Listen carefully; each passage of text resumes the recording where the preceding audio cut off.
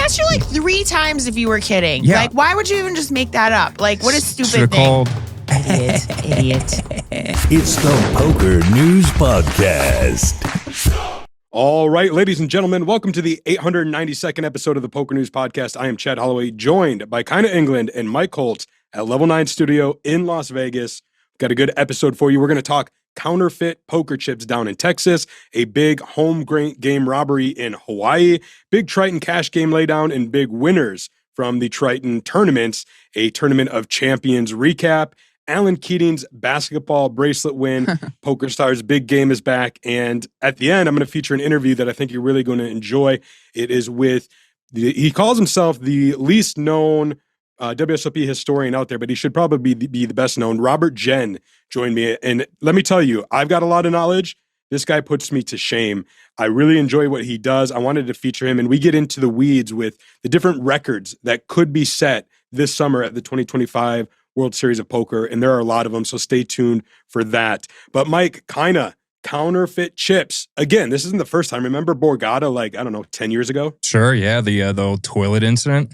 And I don't remember. I must not have been around for that. I don't know what that is. A guy flushed a bunch of chips down the toilet, and they had to cancel the tournament on day 3, I think it was. I'm probably getting that a little incorrectly, but they literally backed up the I think it was the Almighty was the tournament. I can't remember. Why might be would wrong. he flush chips down? Because they knew something was wrong with the chip counts or whatever, and so he freaked out and flushed the chips down the toilet. But they backed up the plumbing, and you can tell in the plumbing system, you can just tell which room it was from. So they're just oh, they all came from room 321. That's pretty crazy. It was, yeah. Christian Lusardi was the man's name, and he did do some time in prison for that one. And wow. It was a huge mess. Yeah, it is worth going back. If you don't know, I'll link to it, and maybe I'll send you the link to it. But this one wasn't quite as juicy because they got caught pretty quick. It took place at Texas's busiest card room, talking about the Texas Card House Dallas. Very reputable. I've been there, for operating in essentially a gray market. They seem to have the best reputation, or one of the best. A source told Poker News that they did identify the individual, that law enforcement efforts are underway, and that they got caught.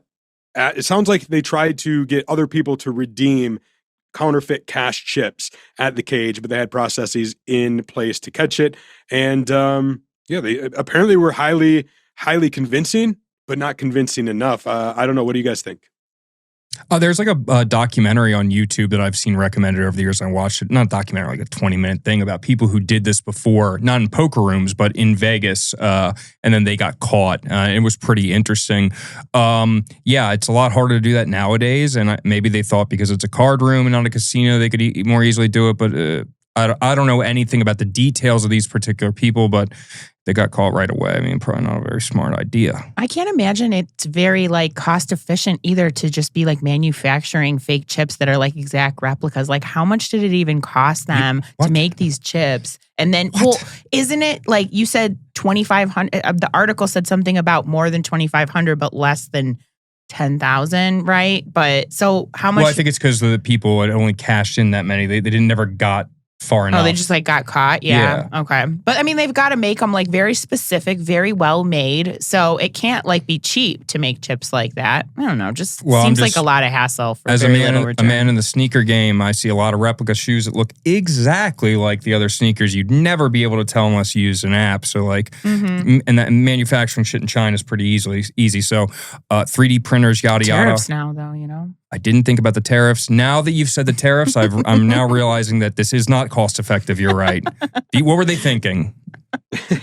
Well, Texas Card House Dallas did release a statement on social media basically saying, we caught these guys, and be diligent. Only get chips from reputable people, and basically at the card room. Don't be buying from a third party. Yeah. And that they will prosecute anybody, which is good advice. And kudos to them for being very clear and upfront about this, right? So I think some card rooms might try to sweep it under the rug for fear of it, the backlash or the image of it, but they were upfront. That's how we knew. Nobody knew until they brought it to the poker world's attention, and I think that's cool. That is a nice warning, and probably a warning for everybody anywhere, unless somebody's your friend. probably not a good idea to be buying casino chips from them. It's one of the first lessons that anyone taught me in a poker room was never buy chips from anyone in line, never do any of that stuff because people try to pass off counterfeit chips to other people all the time, et cetera, et cetera. And then you're the one sitting there footing the bill. So, yep, terrible idea. Don't do it. Good advice heading into the summer when it's going to be very busy at the World Series of Poker and other poker rooms throughout Vegas. Let's talk about the home game robbery that took place in Hawaii. So there was a home game going on, little social event, and some armed gunmen broke into this private game, robbed them, stuck them up, something like you would read in Doyle Brunson's Texas gambling days, and made off with some money. And they don't know who it is. They didn't catch these ones. Kind of scant on details, but man, like we were warning about counterfeit chips. You also got to be careful when you're playing in home games because they are susceptible to robberies like this. That's scary. Yeah, I think security and those kinds of things is such a big deal. Back in Chicago, I was going to quite a few home games, just little ones. Some of them were bigger, and it always kind of just made me nervous when they didn't have proper security in place for that kind of situation.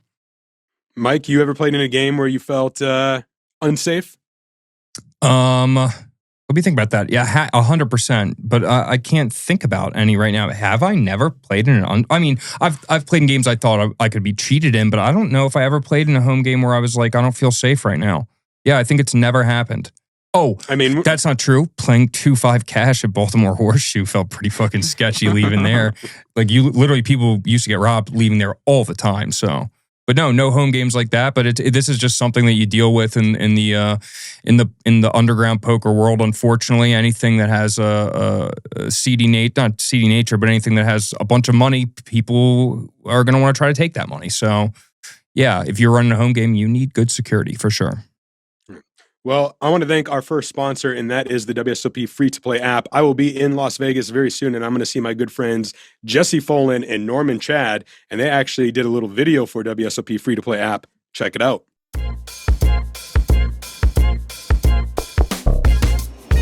Buddy, you're going to fold your way to the grave, and there's no guarantee of an afterlife.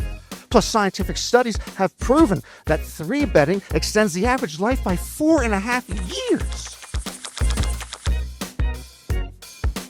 Oh, wow, we finally found a hand. I don't want to even see how this plays out. This guy's solver, I'm sure, is a Ouija board. Anyway, the WSOP app lets you play the way you want to play, even if you just want to fold. Think you have what it takes to win a championship ring? Download now for your chance to win. All right, we are back to talk Triton Poker over in Montenegro. We are going to talk about a cash game that was going on, a big one, 2,000, 4,000, with a 4,000 ante and an $8,000 straddle was on. There was this big pot, $2.4 million pot that ended up happening. We're going to show it to you before we dive into it. Check it out. 3-bet pot. Tried keeping Tan honest for one streak with middle pair in the hopes that Tan would then shut down, and Tan was just like, hey, listen, bro. Well, no need to shut down. Tan's made 3 sevens.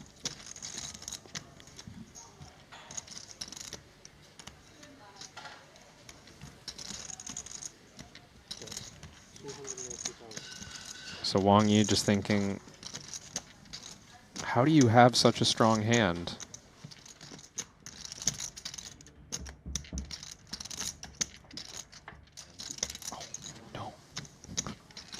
Are you kidding me?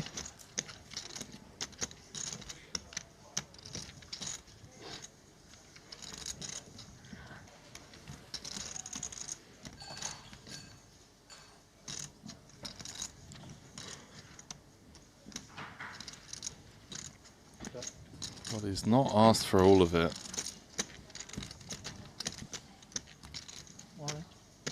He does jam.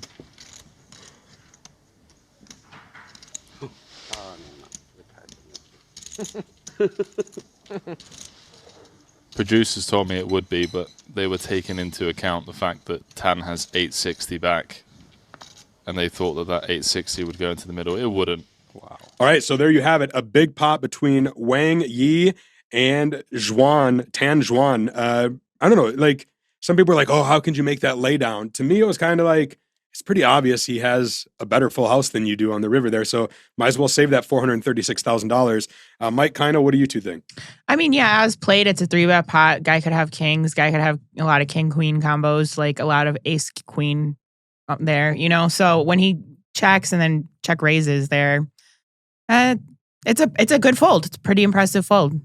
Yeah. Mike, what about you? I know you weren't. You wanted to do a different hand with Jesse Lonis, right? There was one that you. The Jesse Lonis hand's fucking crazy, where DeVoris shoves Jack 10 and Lonis calls him with Queen High. I digress. Different hand, different time. Cool hand. Check it out. This one's the 7-4 suited 3-bet. We're doing stuff. We're getting down. We're on doing the thing streets with millions of dollars. We're on the streets. That's a hand the solver does a lot of folding with, but sometimes you got to mix it up. You know what I mean? I don't know. It's a bunch of rich dudes fucking around with cash. You love to see it. Nobody's ever shoved that river. I mean, I guess in this particular scenario, you could be sick enough to shove the river if nobody cares about any of the amount of money. You know what I mean? Which tends to be the case in the Triton cash games. In this one, I feel like it's a pretty obvious fold. I don't know. It seems hard to call the turn barrel and the river. I mean, I don't know. The whole hand's ridiculous. Everything about that's ridiculous. I don't know. It's hard to range anyone in this particular situation. Yeah, so I think when you get like playing up that high stakes and people are playing with their fun money, it is difficult to range players on what they're doing, like when they're being a maniac and being like, oh well, 3-bet range is this. No, apparently it contains 7-4 suited, so unrangeable. it is interesting because I played on televised cash games, not nearly for this amount of money, maybe $10,000-$20,000 buy-ins, but there's like an element of like not wanting to be bluffed, wanting to make big bluffs so everyone sees you and the ego, situation. So different players are going to handle that in different ways. Some players may handle it in a way where they shut down and they're scared that they're going to look bad. And some players might do the opposite and start 3-betting the 7-4 suit and letting them know whose dick really hangs low. You know what I mean? This is a fun thing about, I was just going to say in general, that's a fun thing about cash too, is like I see a lot of videos and a lot of hands on cash players and cash players trying to analyze hands and talking about ranges and everything. It really just depends what kind of player you're playing with here, right? Like, I mean, that's why cash games, it's just like, sometimes it's just all nonsense, like the breakdowns of hands and just some guy wanting to bluff, some guy wanting to have fun. There you have it, 7-4 suited. Crazy stuff. Wang Yi ended up being the big winner, profiting over $1 million.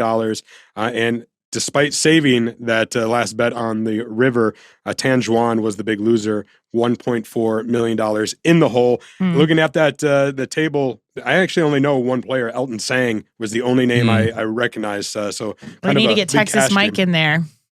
Yeah, Texas Mike would no doubt make it even more interesting. Now, it was interesting because there was a tournament series also happening, and some big name winners came out of that one. Seth Davies took down a title, and Mike, we just talked about him. Your boy Jesse, he took down a title as well. He took down 2, didn't he? Took down the opener. He might have, yeah. Took down the opener and the mystery bounty, I think. I could be wrong, but he at least took down the mystery bounty. I know he was coming. I'd have to look back. I know he just won a high roller title at the EPT. That took place the grand final in so maybe it was that one I'm thinking about. But yeah, so the new one is the 40K mystery bounty. He won it with mysteries for like 1.4 million. Really good. Jesse's the man. I remember playing with him at the Venetian 600s and battling in circuit events online against Dangerous 22. And great to see the rise. And I would be lying if I said I wasn't jealous of his success. The guy's crushing it, and he deserves it. He's a great dude. Another player to win a title was that goofball, that Nacho Barbero. Hey, the goofball. We love a Nacho. He's a bit of a goof. That's it. It's a small goof. My apologies. I don't know what accent that is. It sounded like him, though. My apologies. Did it? My apologies. The whoops-a-daisy. I fuck the women later. It's fine. They say it's fine. Is Nacho in the room right now? Alex Foxen took down the title. No surprise there, right? Hey, nice. If it's not Kristen, it seems to be Alex. But in event number 1 is when I want to talk about the 25K WPT Global Slam. It was Xuan Liu taking it down for $860,000. She became the first woman to ever win a Triton title. So Very historic, and I don't know how much interaction you guys have had with Xuan over the years, but she's been one of my favorite players for a long, long time, and I just love to see this. What about you two? Yeah, no, I worked with Xuan when we both worked for Poker Power, so I know her pretty well. When I first moved to Vegas, she helped me kind of acclimate a little bit. We keep in touch, and whenever I see her, yeah, it's nice to catch up and have a drink. So congrats, Xuan. We were sweating you hard. Nice one to pull out for the ladies. Dude, I had a massive crush on her when she first came out. She's hot. Yeah. What was it? The Australian Aussie Millions. I remember seeing her and being like, holy shit, that's the most beautiful woman I've ever seen in my life. Fast forward, this is 10 years later. Still beautiful, still crushing it. Yeah, good for her, man. First woman ever to win a Triton title. $800 and some thousand, you said? Yeah, $860,000. She defeated her fellow Canadian superstar Daniel DeVoris heads up to win it. It was her first ever Triton too, so a great debut for her. Good for her, man. And we've played a couple times, and she's really cool. I had an experience with her in the WSOP. We were in deep in some event. It's like me, her, and Jeff Platt. We're all the three of us all chatting it up. But good for her, man. I'm glad she won, and she's a great person. Seems like she's really good for poker. I watched that final table too. It was quite a stacked final table. It was Kristen Bicknell, David Peters, Kristen Foxen. I'm sorry, Chrissy B. I always think. Sorry, Kristen Foxen. Who else was on it? There was other people too, but I was watching it mostly for those people. But pretty crazy heads up match too. That she went in real short and then battled back. So won a crazy flip when they were when they had the same. And yeah, good job, Xuan. Well, before we get into other tournament winners, I want to thank a sponsor of the Poker News Podcast, and that is WPT Global, who this summer is heading north to Canada for the WPT Global Summer Million Playground Festival. This is going to take place between July 20th and August 3rd. So right there after the WSOP, if you're looking for some poker at a great place, the Playground in Montreal is the place to be. They are going to have a 600,000 Canadian dollar guaranteed main event, lots of different tournaments of all different buy-ins. Check out the full schedule on pokernews.com, and I will link to it in the show notes. That is the WPT Global Summer Million Playground Festival coming to the Playground in Montreal, July 20th through August 3rd. Now, speaking of WPT Global, it is time for recent tournament winners presented by WPT Global, starting with the Tournament of Champions. Now, we talked about this last week, and before we get into the winners, I don't know, did you guys follow along? What did you think of it this year? The numbers were down. I mean, I had a lot of friends that went, and it was hard to follow along on the first day. I had to get some updates from friends because I guess some of the site for the reporting was down. I don't know. I know a lot of people weren't happy to be at Commerce for it either, but it looked like it was a fun time. Crazy final table there, I think, too, right? Pretty stacked. Yeah, Maxwell Young, Scott Stewart, the WPT world champion, Dan Sepio, the prior WPT world champion. Two sluts in a row right there. Yeah. Danny S. and Scotty S. Oh, my goodness. Sexy final table. And Max Young. I love me some Max Young, too. They ended up busting, Sepio in 4th and Maxwell Young 6th and Scott Stewart in 9th. In the end, it was Canada's Kevin Lee defeating Sean Rice, old school legend right there in Sean Rice, to win the bracelet, the first bracelet of the summer, the $200,000 top prize. And I mean, it, I don't know, fine, good, grand, but it didn't have any punch for Zero me, if oomph. you will. I didn't even see on Twitter. I mean, I haven't been on Twitter a whole lot this weekend, but I didn't see the posts or any talkings of it really. It just didn't seem to get hyped like it used to before. So I don't know. Was it really that hyped last year either? No, not at all. I don't think. Yeah. I don't even know who won. I mean, I remember the year before when what's that guy from South? Oh God, what's his name? I'm friends with him too. It's just we call him Ronnie Day. Ronnie Day won it from South Carolina, and that was like exciting and super hype, and because everyone was there and all of his friends were excited and there. You know what I mean? So whatever though. Congrats, winner. I think it's like you said, the commerce is, I've never been there, so I won't judge. But from what I've seen on social media, I think it was Sarah Steffen, a friend of ours, who she's like, she was in, and as soon as she was out of the tournament, she was getting out of there. She said, commerce isn't for me. And I think part of the hype of it was when it was at least in Las Vegas, was you had people there for the Tournament of Champions, but they were going to stick around and play more. And so they would stick around to sweat the action, to cheer on their friends from the circuit, or maybe the, hometown heroes from wherever the circuit may visit. And you just lose that, I think, at the Commerce. Not to mention, like, this was streamed on Bally's, but it didn't have that, WSOP mothership feel to it. So yeah, I think Bally's is like just a terrible company, and doesn't shock me whatsoever. They put on, a live stream that did not have that many views. Not shocking whatsoever. Yeah, I know you have a checkered history with them, we'll say. We could say that, yeah. Well, another winner in a tournament was Steven Song over in Jeju, which I believe is the Philippines. It was I've never heard of this before. He's cheating. He's cheating now. This is bullshit, Steven. Motherfucker's jet setting around the world, just picking up cash and trophies. Just like, hi, I'm here. Damn it, Steven. This was an interesting one because I'd never heard of this poker tour before. And so it's the Lord Poker Tour, TLPT. It was taking place in Jeju, and I think it was a $15,000 super high roller main event, 191 runners, and Steven Song, taking it down for $750,000. Like, Sick. Just like, where did this tournament come from? It's a Steven Song Invitational, I think. Sounds like it. I love Steven. What a man of the people, and good for him. But yeah, man, time to retire, I guess. Throw in the towel. You've done everything, man. You should get out and leave some for the rest of us. Yeah, when you say he's done everything, he's won an EPT main event, a WPT Prime Championship, has a WSOP bracelet, and this was the second largest cash of his career and marked his 15th tournament win. Just under $10 million in lifetime earnings, according to the he used to be a hand model back in the day. Like, he did like a bunch, like multiple years of like magazine shoots. Is that real? Yeah. Wow. It's a hand model. I'm going to ask crazy. him to see his hands next time. You should. I did not know that, and I thought for sure you were bullshitting. Yeah. But, no, of course not. He's setting us up so that we're Steven, let me see your hands. And he just thinks we're a big ask weirdo. Him about it. Just I will. Ask him. I'm going to. Everyone should ask Steven Song. Ask him. He'll tell you that straight. He doesn't like to talk about it, but he'll tell you. Another tournament was taking place in my neck of the woods. It was the 2025 Michigan Poker State Championship at Firekeepers Casino. This is a tournament I really love. I didn't get to go. Unfortunately, my WSOP prep is too far along. Couldn't find the time. But so I worked for the MSPT when this stop used to get like 300 or 400 people. And then we really grew it, especially during my time there. And that growth continued even after.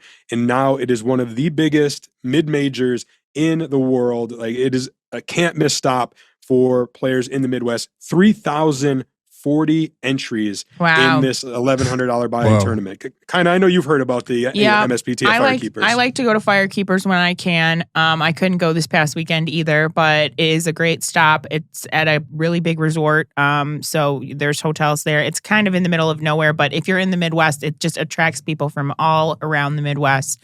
And it's always a $1 million guarantee, and it like surpasses that every single time. So I think they built out, they used to have it in the poker room, and it was like kind of small, and there'd be like the sickest waiting list. You'd be like number like 5,170 on the wait, like alternate. But now they have put it in, I think, a convention area. So they are accommodating more people quicker now.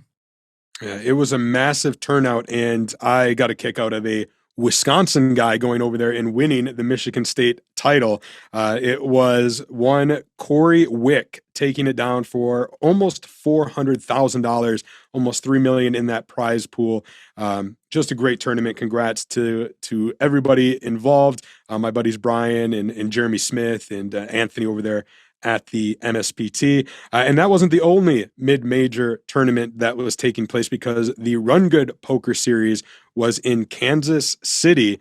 They had an $1,100 main event of their own. It looks like it got, 447 runners. And guess what? Apparently it was another Wisconsin guy. Watch out, Josh Reichard. Watch out, Chad Holloway, because these other Wisconsin guys are coming up. Joshua Freund takes it down for almost $87,000. Nice win for him. That's a good one. Yeah, that's my dog. It's my guy. You know him? Since the fucking 60s, dude. I mean, he's got a nice red bushy beard, some red sunglasses on here. He looks like, he would have fit right in with the swinging 60s. The swinging 60s, yes. He was there doing it big. Anyway, congratulations to him. Yeah, nice job. Well fought heads up battle. Good job, brother. All right, let's talk Alan Keating. There was a new vlog released by him. Now, his vlogs are quite popular. They're new, but they're high quality. Dustin Ionetti and his, I think, production company are helping out with these in a effort to grow the game by featuring more than just, poker hands and tournament action. And this one was interesting because it featured Alan Keating going to, I think it was back in February, the Golden State Warriors annual poker charity tournament. Now, this is one that Phil Hellmuth MCs. I've heard a lot about it. Steph Curry, all the superstars are there. The owner of the Lakers is there. And Alan Keating really gave us a behind-the-scenes look via his vlog. And not only that, he ended up knocking out Steph Curry in a big hand, gets a signed jersey from that, gets to, meet Steph Curry. And then, during all this, they learned about that blockbuster trade that took place back in February with, I'm not a big basketball guy, but. No way. During that tournament? Mm-hmm. Yes. No way. It was the Ivan Doncic. Is that Luka his name? Doncic? Luka Doncic. Yeah. So he gets traded, and you get to see in kind of real time the reactions. Way. You got to watch it, Mike. You got to watch it. That should be like on ESPN. That's crazy. Like when that happened, this is like the biggest trade in sports history, basically, or one of the biggest trades in sports history. Absolutely insanity. With Anthony Davis going from the Lakers to the Mavericks and Luka getting sent over there. Wow, that is insanity. I really look forward to seeing that. And anyone who's a basketball fan or a sports fan should, probably any fan should watch it. Alan Keating's awesome. Yeah, you get to actually see like Steph Curry reading it on his phone and reacting, and he's looking at other players. They think, and they're it's all just fake. like, oh yeah, because it seemed like Woj just had. Yeah, I couldn't believe. There was no way it was real when it came out, so I can't believe. That's got to be a really cool vlog. Not only is it worth watching just for that, but then Alan Keating, once action is back, is like, well, I might as well go on and win this. There's a bracelet for the winner, a very customized special bracelet. And he's like, I'm a cash game player. I don't play the WSOP, so this might be my only chance at a poker bracelet. And Kyna, he ships it. Nice. Good job, Alan. Yeah, I'm going to have to catch it too. I watched like the beginning of it, but not super into sports, so I kind of lost interest about 2 or 3 minutes in. But I'll give it another go, and sounds pretty cool. Alan Keating has a bracelet. I think just what they're doing with his vlogs. Yeah, they look really fancy. Yeah, I think it's good for poker. Another thing that's good for poker is the return of the PokerStars Big Game. Ooh. And we talked about it a lot in season 1, right? Kind of because some of your pals were actually the loose cannons. Oh yeah, very good friends with Nikki Limo and Lily Newhouse, who were the 2 contestants. I did.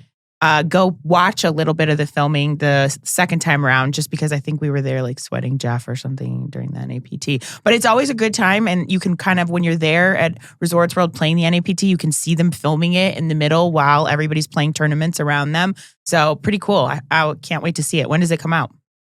So the first episode premiered on May 17th on the PokerStars YouTube channel, where it gave a behind-the-scenes look at the loose cannon audition process. More of the show will be every week from there on out, so be sure to check that out. I think that's every Saturday new episode should be up. So, and I don't know, I don't know, Mike, if you want to talk about this, cut me off if you don't. But when it kind of said Jeff, I thought Jeff Madsen. I don't know if that's who you meant, kind of. Yeah. But, And then we had talked earlier in this week how Jeff Madsen kind of saved your life, which was a pretty wild story. Oh, this is like the craziest shit of all time. So there was a shooting at LVAC gym that I go to like 5 minutes from my house, and Jeff goes to a different gym. He goes to another LVAC near his house, and we were planning on meeting there, but Jeff, for some reason, we were planning on meeting at the gym. Text messages 1:30. I text him at 9:45 in the morning. I go, gym 1:30. An hour beforehand, I say 1:30, meet me there. He reads it. He said he just didn't feel like answering me. So I don't go to the gym at 1:30 without him, which I would have gone to my gym. And at exactly 1:30, a guy rolls in there with like an AR-15 and starts killing people. So there was 2 people dead, 4 injured. I don't know exactly what happened after he got in and started shooting people, but cops showed up outside and he ran out and got killed by the police. But yeah, like honestly, I don't know, it's pretty insane. Like Jeff literally said he just had a bad feeling that he didn't want to talk to people, and it's like, I don't know. I'm not really a believer in anything like that, but I don't know, man. It feels like I have a guardian angel. Like it's incredibly scary, and it sucks that people that I know got hurt and injured. You know what I mean? Like I can't believe it happened. Yeah, it was a big news story. I even heard about it back here in Wisconsin, and it is wild stuff. Very sad for those who were killed and injured, and but very grateful that you didn't go to the gym that day. Me too. Yeah, I still can't believe it. It's like really, really insane. Like the text messages next to the article, both being like 1:30, is just like, I don't know. It's unbelievable. And like the machine, we were doing chest and triceps, so like the machines are right there. I'm just happy I'm alive. I'm happy I didn't go. And yeah, prayers and thoughts and prayers to everyone affected by that. It's terrible. Absolutely. Well, I am excited that I will be getting back to Las Vegas to be in studio with the both of you and producer Scott. Remote host from my home in Wisconsin, and it's been okay, but there's nothing like being in the studio with the two of you and also a bunch of guest hosts. We are actually going to do I think it's going to be for our first Sunday show, because remember, we're releasing 2 episodes a week during the 2025 WSOP, one on Thursday mornings, one on Sunday. So for Sunday, June 1st episode, we're going to do something fun. It was your suggestion. We're going to do a WSOP fantasy draft episode, which should be a lot of fun. Oh yeah, I did it a couple of years ago with Nikki and Caitlin on their podcast, and so we're going to do another one this year. So it'll be fun. We'll have some sort of challenge, have some special guests in, and make sure you catch that one. It'll be fun. I also can reveal that I'm going to be featuring a couple guests. So in a minute, we're going to get to Robert Jen, who's a WSOP historian. Great interview. Really enjoyed it. In a week or two, I'm also going to do a kind of an episode about WSOP billionaire stories. And I thought, you know what, if I'm going to do this, I need to talk to the guy who literally wrote the book. Right here it is, the professor, the banker, and the suicide king, the inside the richest poker game of all time, Michael Craig is the author of this book. He's been a friend of mine for years. He doesn't do a lot of poker stuff these days, but I reached out to him and I said, hey, come on the Poker News Podcast. Tell us a little bit about this game. And he has agreed. So we're going to have that interview in a couple of weeks, probably. Also, Steven Song was never a fucking hand model. Are you guys serious right now? I asked you like 3 times if you were kidding. Yeah. Like, why would you even just make that up? Like, what a stupid Should've thing. Called Idiot. He's practicing his bluffing skills. Literally, I've flop. Flop. Oh, it's not a lie. Turn. Oh, you went it's on not too a river. long. Oh. You went on too long with that bluff that I was just like, all right, I believe you. Yeah, exactly. You learned something new today. All right. Well, we learned that he wasn't a hand model. Was not a hand model. Shocker. We're going to leave it at that. But before we finish this episode, I do have an interview with I'm telling you, he's a very, very knowledgeable, very good poker historian. And he did, it's not official. He's not the official WSOP poker historian. He's just got a passion for the game. And he knows more than me. He knows more than Kev Math, I dare say. Like, this is the guy, if you have a question about the WSOP and the WSOP history and record books, he's the one to ask. So Robert Jen joined me to talk about potential records that are going to be broken this summer. Like, there are a laundry list of them. There's an article on Poker News listing out some that are most certainly going to be broken this summer, some that might, and some that have a low probability. But it's very interesting stuff. He's a very interesting guy. Check it out. All right, ladies and gentlemen, Chad Holloway for PokerNews.com here, joined by a very special guest, the world's greatest unknown poker historian. As it says behind you, Robert Jen. We're going to talk 2025 WSOP. I really appreciate you taking the time. Thanks, Chad. This is quite the honor. I haven't been interviewed in 34 years. I think that's a shame. I'm very excited for those listening or watching to get to know you, because the knowledge and in-depth analysis that you have for the World Series of Poker is second to none. I consider myself a poker historian of sorts. You know, my mentor is Nolan Dalla, but you really get deep into poker history and specifically the stats. In fact, you wrote a couple pieces for PokerNews.com, which people can check out now, with various stats of things we should look forward to in this summer 2025 WSOP, various records that could take place. Is this something you're thinking about 24/7 and putting these things together? Fortunately, I do have other interests. But when I'm working, that's all I do. I mean, I try to work about 40 hours a week. I've never been someone to work too hard. I did work about 60 hours a week for 6 months leading up to my last app's release, but I try to keep it a balanced life. I play sports, I play tennis, I play basketball, I play poker, of course. But when I'm working, yeah, that's all I think about. I am definitely obsessed. I'm definitely a little anal. Okay, a lot anal, but it's what I do and have for, I guess, a dozen years now. And I really enjoy it. That's the important thing, though. I'm doing what I love. Absolutely. I hear you there. Before we dive into some of the fun stats and figures and things to keep an eye out for the 2025 WSOP, you mentioned your app. Why don't you tell the Poker News Podcast fans a little bit about that? And we'll plug it again later on, but I want to make sure they know up front. Yeah, so I had started a blog for my old app, which was actually a Texas Hold'em game. And I'd been blogging for a bunch of years, and I found myself focusing on more and more on the World Series of Poker. It was originally a lot of Hold'em articles, strategy. I covered the World Poker Tour. I covered the Super Bowl of Poker. But the more I wrote, the more interested I got into the World Series of Poker, and just eventually that's all I ever wrote about. And so I said, hey, it'd be great to put this into a book, but I don't want to kill any trees. It's going to be like 2,000 pages. So let's just do an app. And so I got that out there just in time for the 50th World Series of Poker in 2019. And, got about, 7 customers. It was great. So I decided to put it out on the web as well, because, free. People love free. And much larger audience. You didn't have to have an iPhone or an iPad. So I put that out a few years ago, and that's really where my focus has been. I only update the app basically once a year, whereas the website gets apps every time I find a little mistake, I'll just fix the website. And what is the website if people want to check it out? So the app is called Poker Omnibus W50P, where of course W50P is leet speak for WSOP, and the website is w50p.com.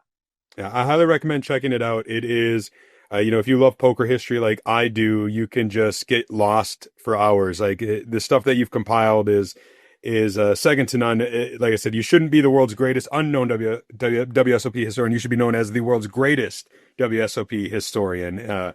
And you're doing this, like you said, as something you love and a passion, and not in conjunction with the WSOP though. Do they help you? Like, do you do best to them and stuff? I wish they did, but ironically, just yesterday, they removed all their tournament results from the web. So my work is a little more important than it was just yesterday. Yeah, they just updated their website, and I know what you mean. Like, I went on there to find some live updates, things. I'm sure they'll fix it. Hopefully they do, but yeah, definitely a headache for now. So let's talk the 2025 WSOP.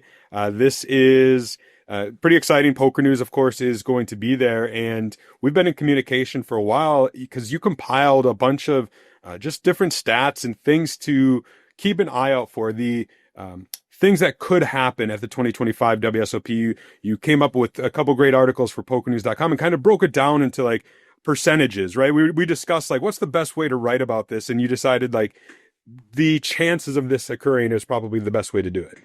Right. The problem is there's so many different dimensions. That's one of the things I love about poker. It's one of the things I love about the World Series of Poker, that there's so many different ways of looking at it.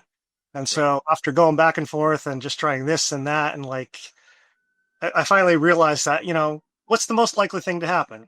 Tell the readers about that first. Say, okay, this is probably going to happen. This is definitely going to happen. And then just keep working our way down. Like, it'd be really cool if this happened. It's not likely, but it'd be really cool.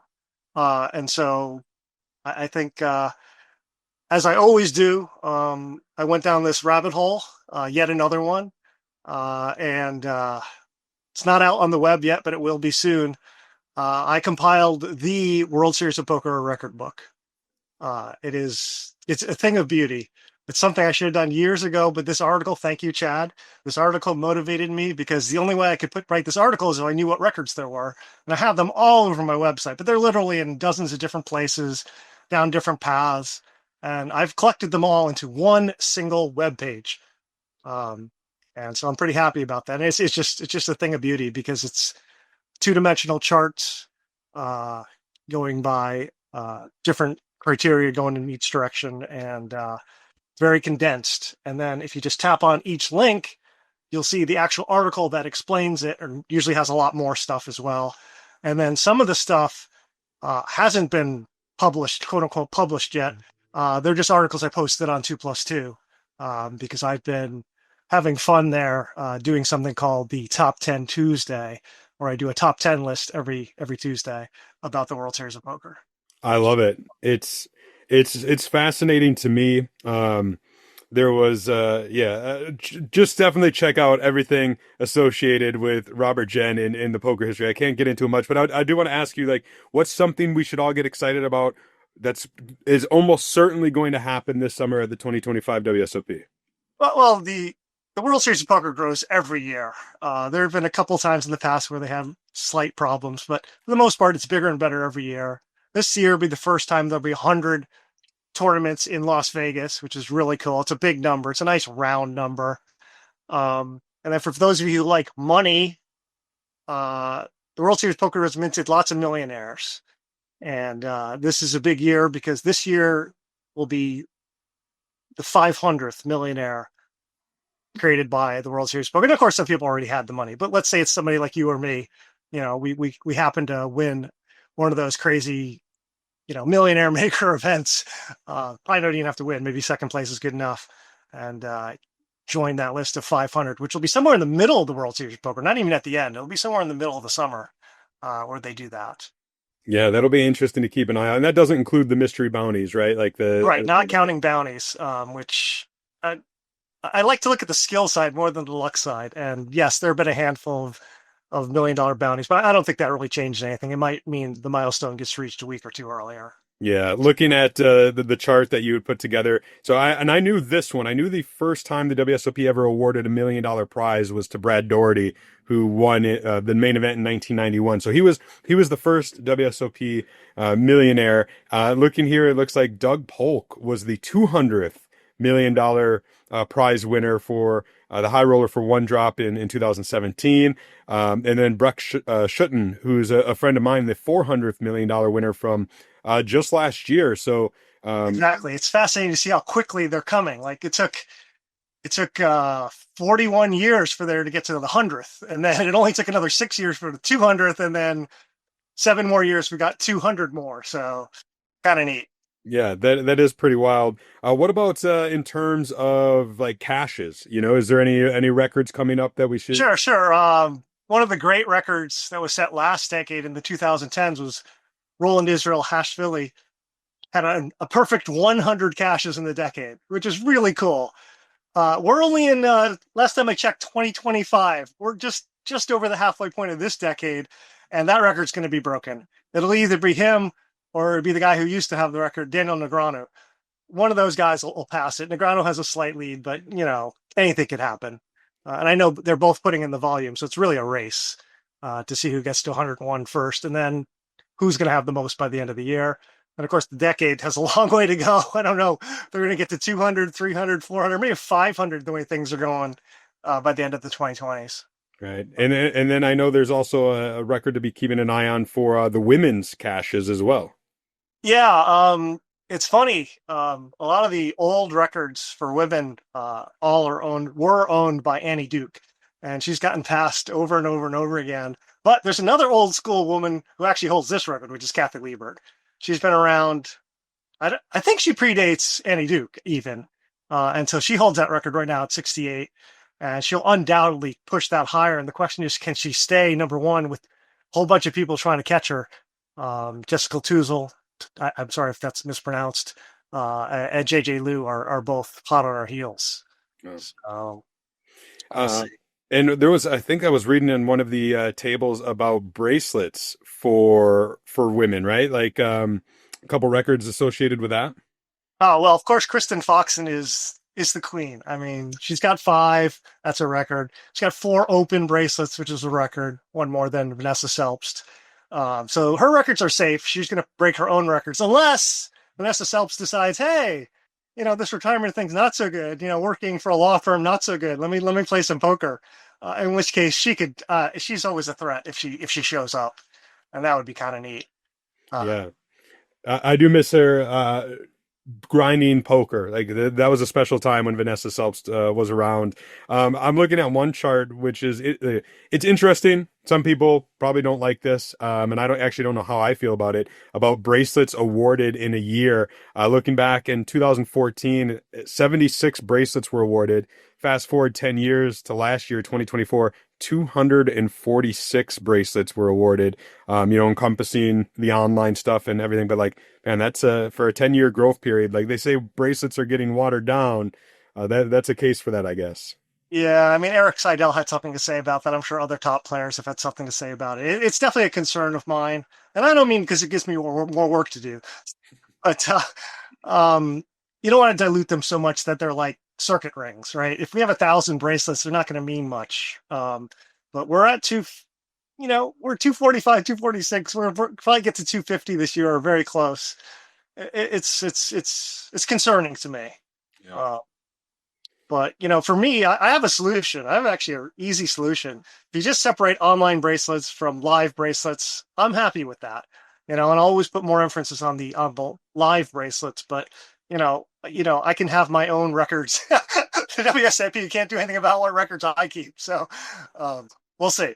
Yeah, I mean, I can tell you, I agree with you 100%. A lot of people do. And in fact, I've made it a point when I'm writing about it, like I will differentiate about like, who won an online bracelet last year, just to do my little part to kind of, differentiate a bit. So let's talk about some records that might happen, but, they're not for sure going to be broken this year, but it's something to keep an eye on. Anything stand out to you in that regard?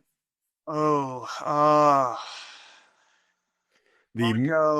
mid probability stuff, if you will. I think since I mentioned her, I'll mention her again. Annie Duke. It's really the last major record she holds.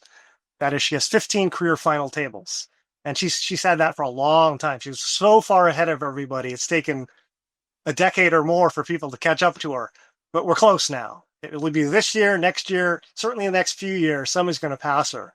Some of the people chasing her are also around for a while. Cindy Violette is second with 13. But if you look a little lower on the list, there's Kristen Foxen again. She has 11 final tables. She could easily have 5 final tables this year. I don't think that would surprise anybody. And she could take over the career lead in a very short period of time. So I think that would be really cool. I'm definitely rooting for her. Sorry, Annie. I think a lot of people are, in Kristen Foxen, yeah, one of the best, in the game in general. And just last year, the way she made a deep run in the main event and got everybody so excited, and she's already carried the momentum over into early 2025. It'll be exciting to see what she does at the WSOP. What about, I know one story that was huge last year was Scott Seaver winning 3 bracelets in a single year, which had been done before, but I don't think it had been done since, at least in Vegas, Jeff Lissandro in 2009. Is there any interesting records associated with winning multiple bracelets, so to speak? 3 in 1 year is obviously an amazing feat. As the fields have gotten larger at the World Series of Poker, it's getting harder and harder to do. Even though there's more events, there's a lot more events, but if you have to beat 5,000 people to get that bracelet, I don't care how good you are, your odds are not very high. So every single player who has gotten 3 bracelets in 1 year, they've managed to do that in the smaller events, in the hundreds of players. If you go all the way back to, that was probably smaller than hundreds. But anyway, Puggy Pearson was the first who did it way back in 1973 in a very small field. But his is impressive because he did 3 out of 7 events, which is pretty impressive. The most recent was George Danzer in 2014, and I know you put a little asterisk because it wasn't all in Las Vegas. But I think this year there's a chance because the fields might be a little smaller. I hate to be a negative person, but with the economy and various executive orders, the fields might be a little smaller, which will make it breaking certain records, certainly bracelet records, easier. So, yeah, I mean, I think that's a pretty popular theory right now, and we'll have to wait and see if that's the case. But very well could be. I think I actually was messaging with him earlier today and wished him good luck in getting bracelet number 18. But for some reason, I got this feeling that Helmuth is gonna get that bracelet number 18. Oh, he's due. It's a couple of years. He's due.